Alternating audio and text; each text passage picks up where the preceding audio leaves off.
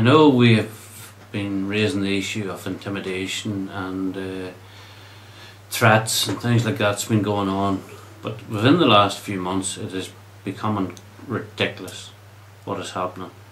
They're painting slogans on the side of farmers' houses, they're painting their slogans, they're painting their the roads out in front of their homes, they're letting their cattle out onto the road, they're letting their sheep onto the roads.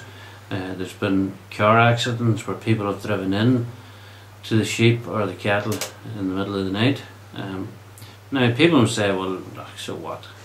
But this is all part of the intimidation. This is part of how they started back in the 1970s. It's exactly the way they went on in the early 70s. This was what they did with their young ones. They got them involved. They got them going out and what they would call exercises, whereby they would go and paint somebody's house, or they would go and steal something from their house, or they would attack the livestock, in some cases actually kill the livestock. But here we have a situation, and you can see for yourself quite clearly what's going on. You take a look at these photographs and you'll see the sheep painted green, white and gold. Now anybody who comes from a farming background will know to round sheep up in the middle of the night is very hard to do. So obviously there was quite a few of them there. They weren't content with just rounding the sheep up and scaring them while they were actually in lambing. They painted them green, white and gold.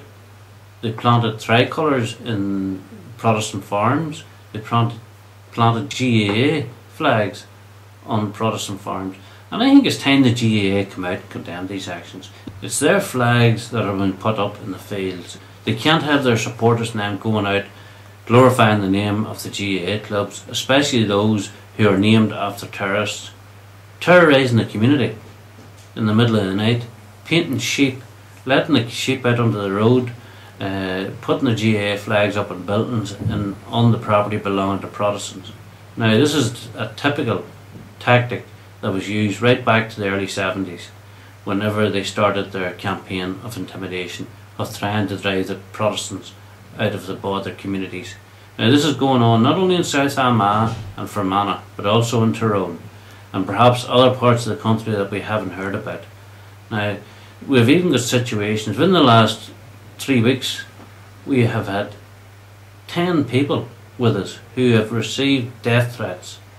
Not only one, but some of them 6 death threats. So severe was some of them that they weren't even allowed to go back to their house to lift their post. Now they're ex-members of the security forces. They're not in the security forces today. They're ex-members of the security forces. Now how long do we have to put up with this? How long is this going to go on before the Chief Constable turns around and says, enough is enough. We are going to police this part of the country the same way as we police any other part of the United Kingdom.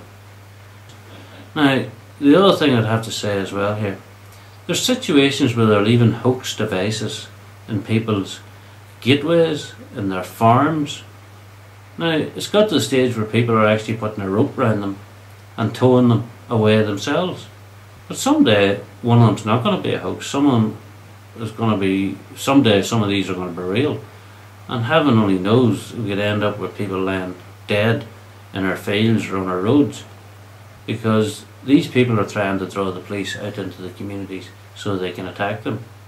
Well, what we're saying is put enough police into the community where they can't come out, or else they will be arrested or apprehended or whatever you want to call it. It is time we had proper policing and justice in this country, not talking about handing it over to the terrorists.